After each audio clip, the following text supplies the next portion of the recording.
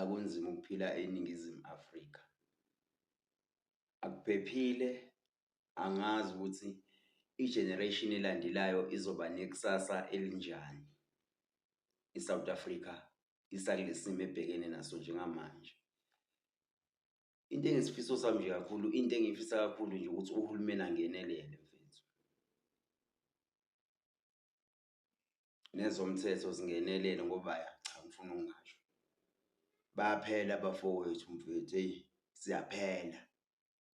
Siyaphela, siyobaba bamakhaya, siyobaba besizwe bakusasa, siyaphela bafethu. And siyaphela. It's very sad. Siyaphela and futhi le generation ezalwe yithi ekhulayo izokhula ingazi lutho ngamasiko, izokhula ingazi lutho ngezinto ezifanele ukuthi zibe imfundiso kwenye generation elandelayo. Umhlaba uyabhubha. Ayabhubha sho mfethu umhlaba yabo njengamanje, umhlaba uyabhubha mfethu. Uthi uzama ukwenza kahle bakuthuma uphuthu. Akunzima mfethu, mina ngiyazi lento mfethu. Bayaphela abafowethu. ESouth Africa bayaphela obhuti bethu. Kuphela ngisho osisi bethu manje. Kushubile, siyaphela eSouth Africa. And okubuhlungu kakhulu sidlula ngesandla somuntu. Kubuhlungu mfethu. Hayi siyaphela sho, hayi kushubile. Hayi kushubile mfethu. Iwari yami enkulu kakhulu ilabantwana abakhulayo abalandelayo. Yini abazoyifunda kuthina njengabazali, phela ithina abazali bamanje. Njengoba thina siphela nje besiqeda besiqoba nje kanjena, abantwana bazosala bodwa. Bayakhula abantwana abanabo baba abanalutho babodwa. Angeke babe nekusasa eliqhakazile abantwana besele bodwa. Ngoba imfundiso ngeke babe nazo. Hey. Mfethu siyaphela mfethu. Ayikushubile mfethu, angiyazi mina lento esibhekene nayo. Le mpi engaka elwayo la eSouth Africa ukuthi kubangwa yini ebangwayo kangaka ngoba mihla namalanga mfethu. Mihla namalanga. Kubuhlungu mfethu lento eyenzakalayo, buhlungu. Buhlungu mfethu. Umoya wami ubuhlungu mfethu, angikho right emoyeni mfethu.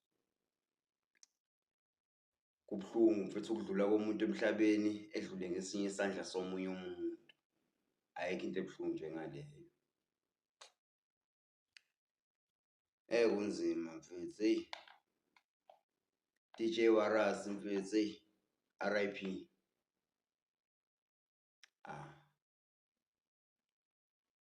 Take it easy.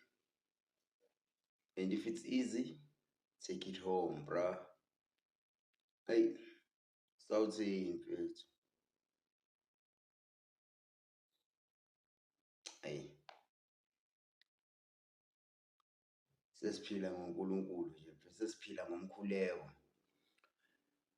Ngokwamanje mawuhamba wazi ukuthi ubani oyiqiniso kuwena, ubani ongenalo iqiniso kuwena.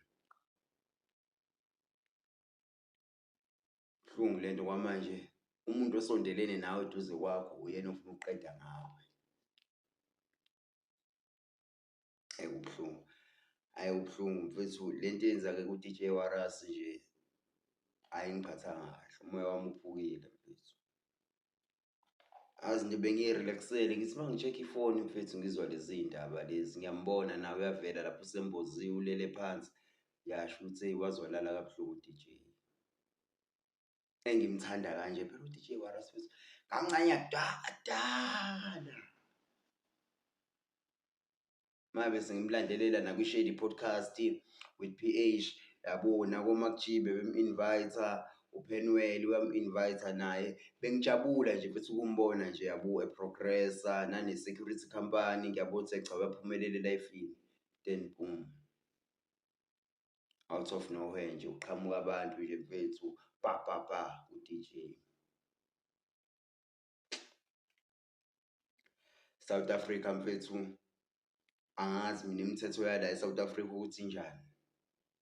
Angazi ukuthi bayoze bezwe nini abaphathi be-South Africa ukuthi lezi zinto ezenzakalayo azikho zinhle, bayobona nini. Kumele kuze kufe abantu abangaki. Hhayi ngibuhlungu mfethu, umoya wami uphukile. Bamthuma uphuthu mfowethu, mthuma uphuthu. DJ Warras mfethu uyidlalile indima yakhe. Engifisa ukusho nje kwifamily yakhe ukuthi Dudu alohlanga lungehlanga, umndeni awuqine. Angeke ngisho ukuthi ngiya-understand into ababhekene nayo, kodwa ngithi nje kubuhlungu. Vryheid yonke bafethu ayiqine idolo. Kubuhlungu, buhlungu bafethu, ngibuhlungu ngomZulu wakithi uWarras, umZulu wasekhaya uWarras, la shade locker. Hhayi ngibuhlungu mfethu, Kazi kuba njani-ke uma usuyitholile-ke imali-ke usumdubulile u-DJ Warras? Leyo mali uyidla kanjani? Uba happy uma usuthenga something? Uyajabula wenze njani uma usuyidla le mali? Kuba njani nje i-feeling yokudla le mali injani? Eyi mfethu, hhayi cha miningi imisebenzi la ngaphandle mfethu, kodwa lo umsebenzi okhipha iy'nyembezi. Cabanga bangaka abantu abakhalayo ngesenzo somuntu oyedwa. Noma yini mfethu adinge, bengingaxoxiswana, khulunyiswane kube ne-agreement. Hhayi ukuthi manje uze uthathe umphefumulo. Ngisho umphefumulo mfethu awusoze ube imali. Umphefumulo yona imali mfethu. Awukho umphefumulo oyimali. Never. Ngisho mfethu ungafika namalini ube namalini. Umphefumulo awukakaze wadayisa. Umphefumulo awukakaze wathengwa. Wena uma wamukela imali ukuthi uyokhipha umphefumulo kumuntu, leyo nto mfethu.